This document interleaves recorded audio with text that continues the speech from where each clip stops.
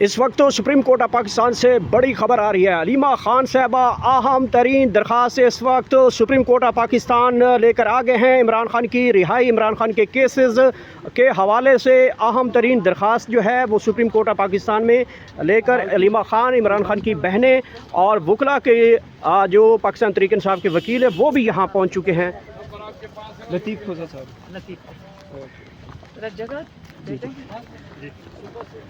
آج تو علیمہ خان صاحب آپ خود درخواست گزار ہیں، ایک بڑی اہم درخواست لگانے جا رہی ہیں، سننے میں آ رہا ہے۔ عمران خان کی درخواست ہے اور وہ کیونکہ وہ خود نہیں سائن کر سکتے تو ان کے لیے پھر ہم نے سائن کر کے دیا۔ کیا درخواست میں اہم ترین جو مدعا اٹھایا گیا؟ کیسز جو آج کل عدالتوں کا نظام چل رہا ہے اس کے لیے۔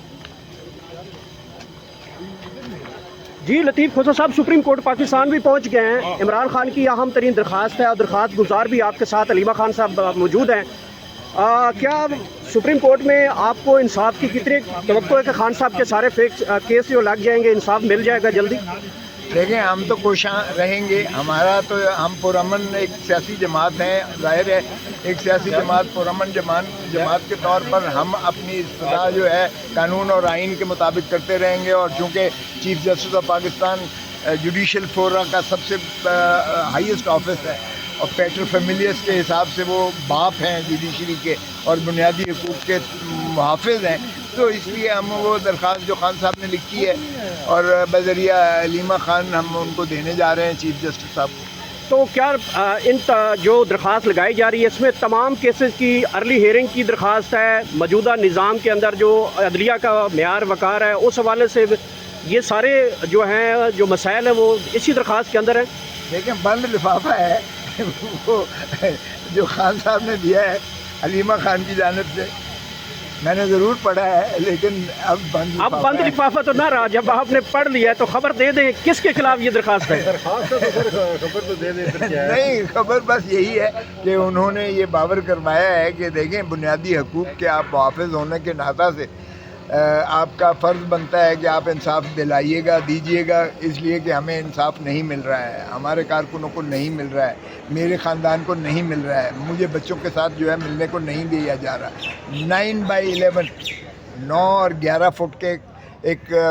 کال کوٹھڑی میں مجھے رکھا جا رہا ہے، جو کچھ ظلم ہو رہا ہے میرے ساتھ اور میری زوجہ بشرا بی بی کے ساتھ وہ دنیا کی تاریخ میں ایسا کبھی نہیں ہوا ہے، اور جو ہمارے خلاف ایک کیسوں کی فیکٹری کھلی ہوئی ہے وہ بھی بالکل جھوٹے ہیں، بالکل لغو ہیں، اور بالکل جو ہے وہ ان کو سنوائی کے لیے ہمیں جو ہے بار بار عدالتوں میں دھکے دکھانے پڑتے ہیں، اور میری فیملی ساری جو ہے وہ بھی ایک اضطراب میں ہے، اور پاکستان کی عوام جو ہے وہ بہت مضطرب ہے اور تکلیف اور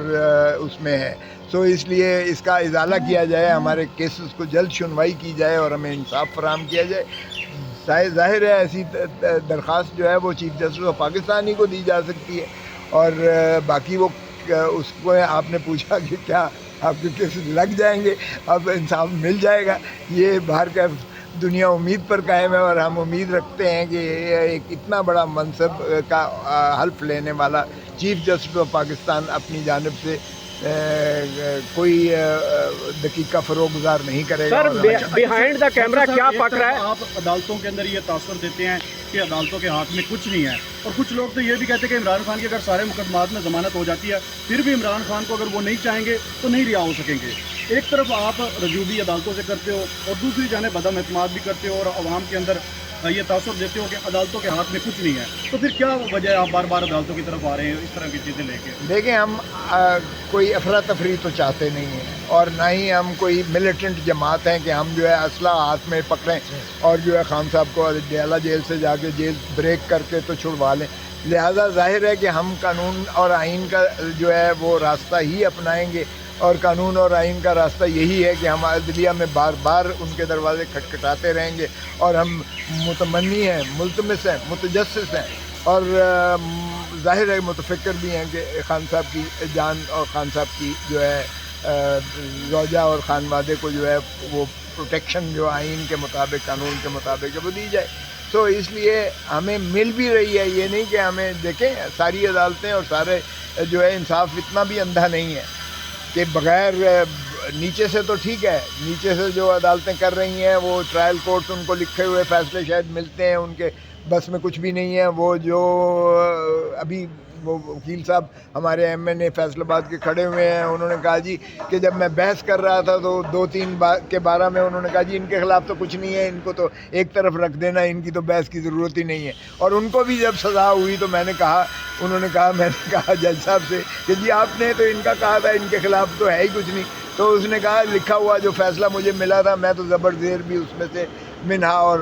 اضافی نہیں کر سکتا. سو ایسے میں نیچے سے فیصلے ایسے ہی بدقسمتی سے ہو رہے ہیں، لیکن ہمیں توقع ہے کہ سپیریئر کورٹس جو ہیں، بالا عدالتیں، ہائی کورٹ ہو، سپریم کورٹ ہو، وہ یقیناً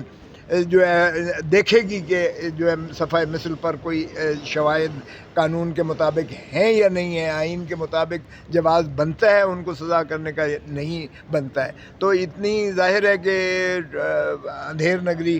بالا عدالتوں میں نہیں ہو سکتی ہے. اسی لیے سپریم کورٹ نے 8 کیسز میں جو 9 مئی کے تھے، خان صاحب کی ضمانت جس انداز سے لی آپ کے سامنے ہی ہے. اچھا کھوسا صاحب یہ بتائیے گا کہ 9-10 مہینے ہو گئے تھے، القادر کی فکسیشن نہیں ہو رہی تھی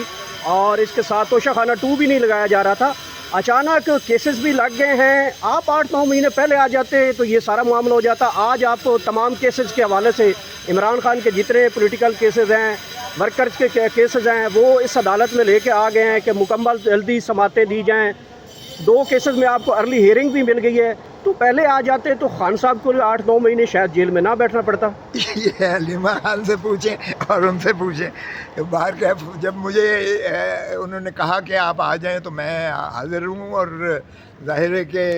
میں عمران خان کا وکیل رہا ہوں. پہلے بھی میں نے سسپینڈ کروائی ہیں سینٹنسز، آپ کے سامنے ہے. ایک کیس میں نہیں ہے، میں نے سارے کیسز میں نے کیا ہے. جب ہمارے ذمے کوئی لگتا ہے تو ہم حاضر ہوتے ہیں. ہاتھ میں کچھ نہیں ہے تو پھر کیا وجہ ہے آپ بار بار عدالتوں کی طرف آ رہے ہیں اس طرح کی چیزیں لے کے؟ دیکھیں ہم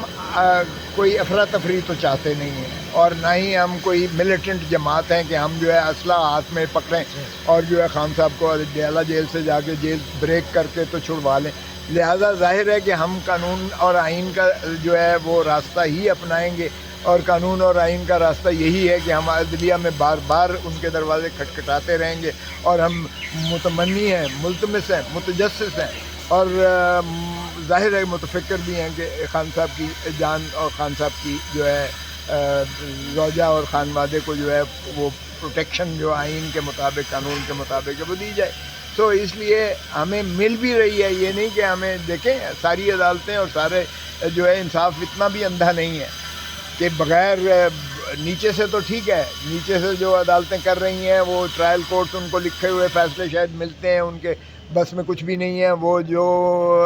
ابھی وہ وکیل صاحب ہمارے ایم این اے فیصل آباد کے کھڑے ہوئے ہیں، انہوں نے کہا جی کہ جب میں بحث کر رہا تھا تو 2-3 میں انہوں نے کہا جی ان کے خلاف تو کچھ نہیں ہے، ان کو تو ایک طرف رکھ دینا، ان کی تو بحث کی ضرورت ہی نہیں ہے. اور ان کو بھی جب سزا ہوئی تو میں نے کہا جج صاحب سے کہ جی آپ نے تو ان کا کہا تھا ان کے خلاف تو ہے ہی کچھ نہیں. تو اس نے کہا لکھا ہوا جو فیصلہ مجھے ملا تھا میں تو زبر زیر بھی اس میں سے منہا اور